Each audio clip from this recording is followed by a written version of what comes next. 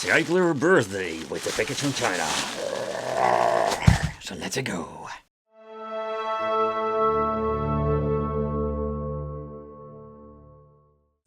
So the quality, that is one of the things that we do see some differences. If you don't buying an Embernic, or let's say a Pau Kitty is a different story, but let's say an Embernic, you know have quite a nice consistency when it comes to the overall quality.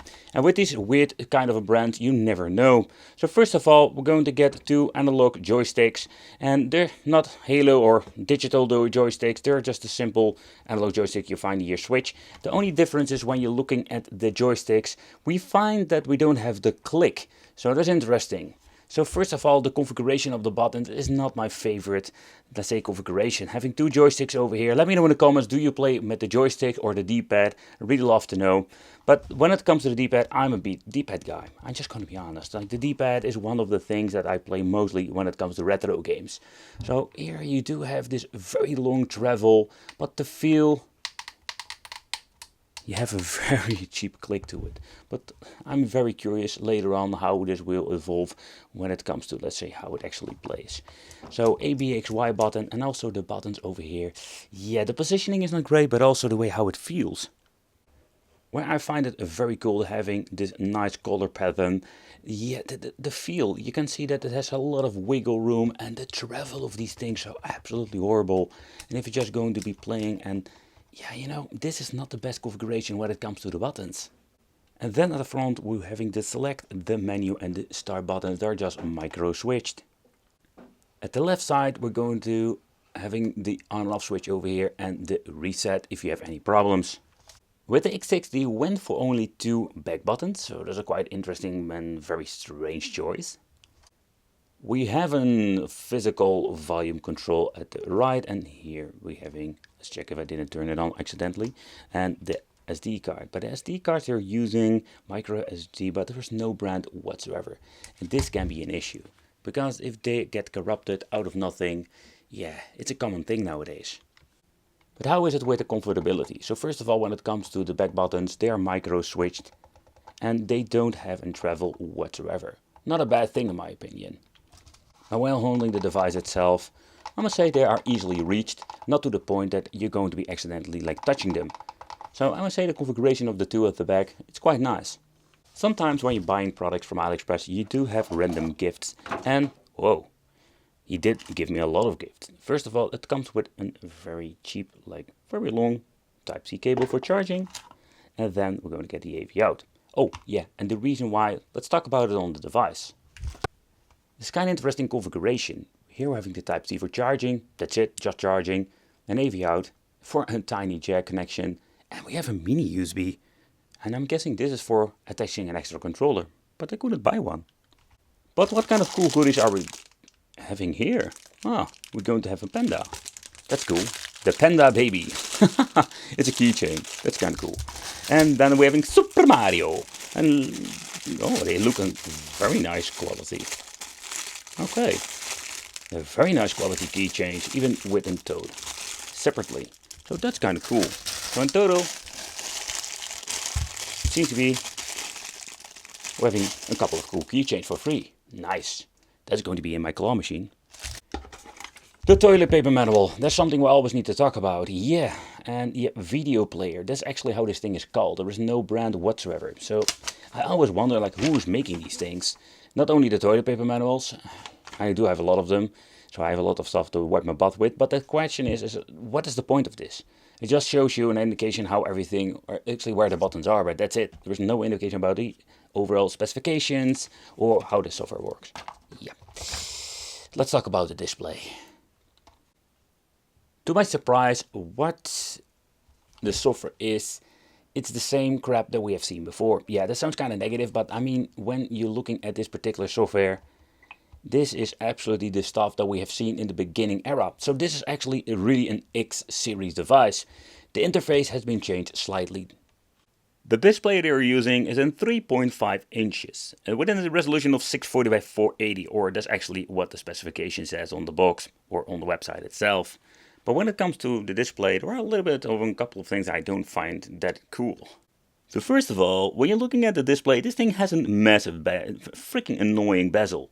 But beside the bezel, we also having the X6 logo on front of it. And the viewing angle is the same with all the previous X series devices. They're not IPS panels, but I guess that's what you're going to be getting for what you're paying for. Okay, so let's see what having with the menu itself. So first of all, this runs really slow. We have at least like a second delay. I'm pressing it a couple of times, you can see, especially when you're pressing a couple of times, then you're only noticing that's quite annoying. Pressing the game over here, we're getting into the menu. Now we're having a slightly better menu than before, but what the support is, we're going to get Super Famicom, Mega Drive, NES, MAME Arcade, and of course Neo Geo, Game Boy Advance, Game Boy Color. CPS has a Super Nintendo control, no idea why, and we're having another Famicom, Game Boy, and the SMC, and of course the SMD. Nevertheless, there are quite a lot of cool things that we can actually play with this, but this is purely made for 8-bit, 16-bit and MAME. So if you're looking into the Dreamcast, this is something you don't need to buy. Music, so we have this multimedia player.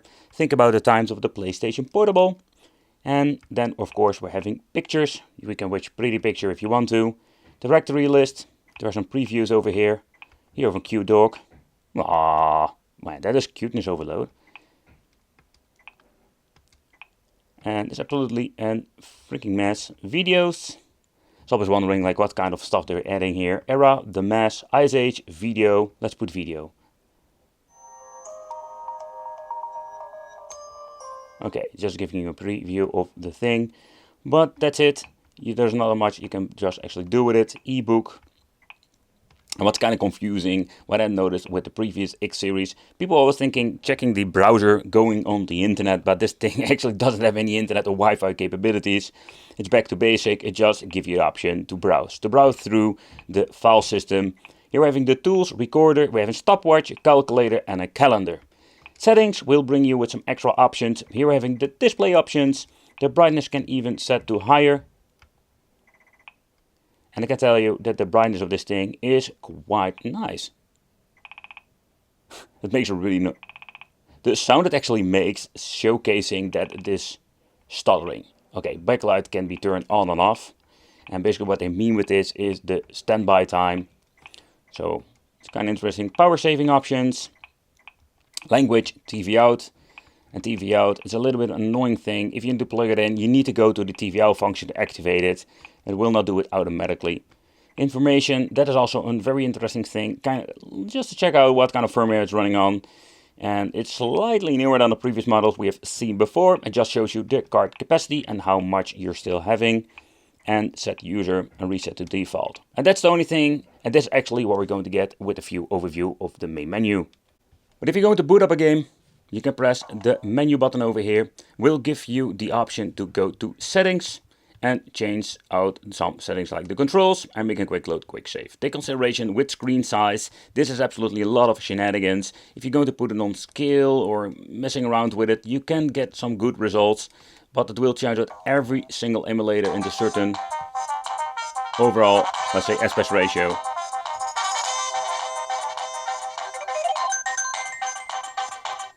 At the front we're going to get the speaker. I didn't mention it before, I just wanted to show you, but also let you listen how it actually sounds.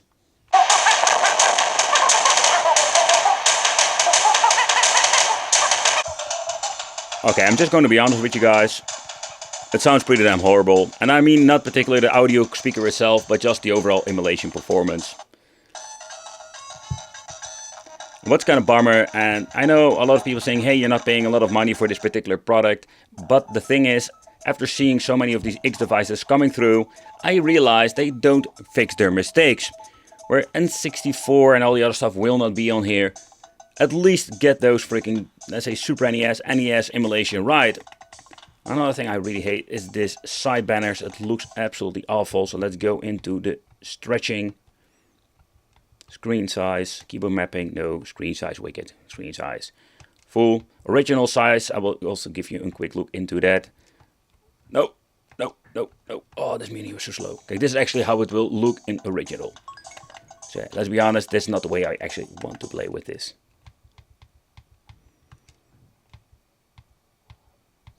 Next up, let's see if we can change it back to full.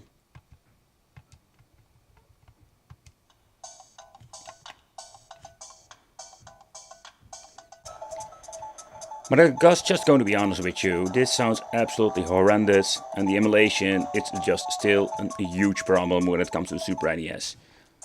And I find it a little bit of a bummer, because this is not necessary when it comes to these cheaper devices. Let's get into the gameplay. You do see a lot of screen tearing going on. They also map the second joystick to the front facing buttons, another thing they're also doing with these cheaper devices.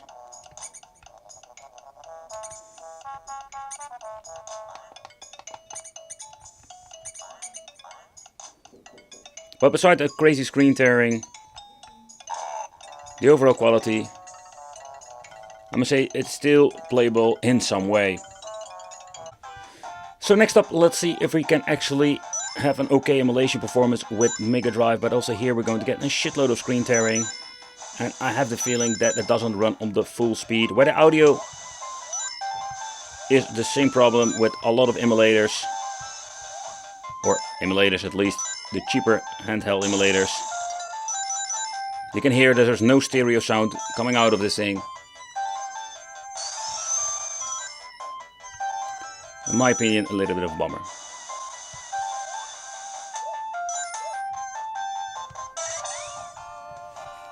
So when it comes to Mega Drive,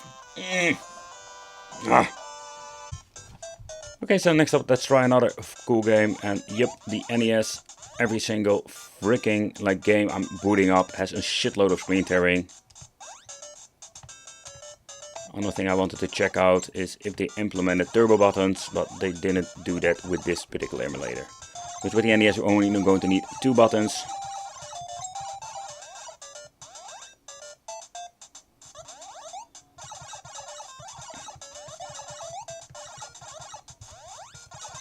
But when it comes to the overall performance and the speed of the game, there we don't have any problems, but we do still have a lot of screen tearing. Okay, next up, let's try MAME, just to see how it actually runs, but so far I can see there is no screen tearing going on, and the overall emulation part is quite nice. So when it comes to the D-pad, the positioning, I really hate it, but when I'm actually playing, it's not that bad in my opinion. You can navigate through the stage no problem whatsoever, but the resistance of this D-pad is quite high, so in my opinion also makes it less comfortable to play.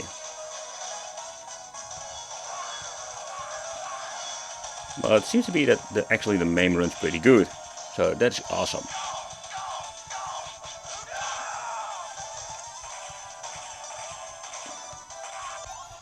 So where we're going to see a lot of great performance with MAME, I'm quite disappointed to see that they completely dropped the ball with Neo Geo, Arcade and DS.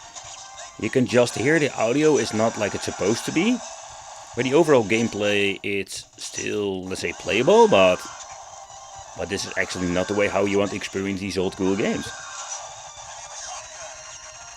Yeah, right, so especially when you're listening to the sound of the Go, there you can actually hear that it is sounding absolutely off. Another system I wanted to see running great is GBA, and they finally managed to not mess this up. The screen tearing is not that awful. It's still there, it's still noticeable. Or maybe because of the speed of the game.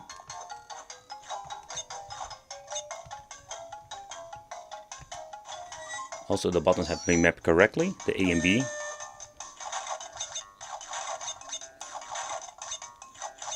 So when it comes to GBA playing on this, it's absolutely great in my opinion.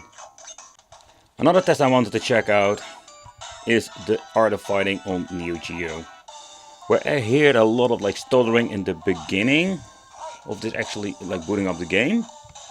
The game seems to be running just fine. Another great test is going to be the D-pad, and oh boy, this thing is absolutely great for fighting games. Look at this. Amazing! I'm just surprised actually how good this plays. Oh, is he going to be switching the D-pad to there? Oh, it's going to be absolutely a lot of fun playing on this. So next up, let's check out some other, let's say, Super Nintendo games. And I've noticed when you're checking out some of the games, where they have a lot of frame drops, it actually runs pretty decent, actually getting into the gameplay itself. Oh, I'm going to get my ass whooped here. Oh man, no, no, no, no, no, no, ah! Like I mentioned before, if you want to get into the TV out function, the thing that we need to do is go all the way to the settings menu. Here we find the TV out function, and with the TV out, you need to activate it yourself. And that is something that I find it quite annoying and also quite a bummer, because there are cheaper devices out there in the same kind of price range that is a plug and play situation. Sometimes it takes forever to even load up, but it does it automatically. And with this, we just need to do it this way. And also, let's talk about the signal out. The signal output is pretty damn bad, and it still suffers from the same problem that when we're touching the cable it will flicker and go nuts. And that's a little bit of a bummer in my opinion. We can fix it by pushing it in, but you need to be very careful. So if you just want to use this like a game controller and you wiggle it too much around, you're going to get a lot of distortion in your screen. I'm plugging into an LCD. It will also give, in my opinion, a great example how it will look. I can tell you on the CRT it will look slightly better, but oh boy, this is absolutely looking horrendous. Alright, so let's check out if we can actually play this game.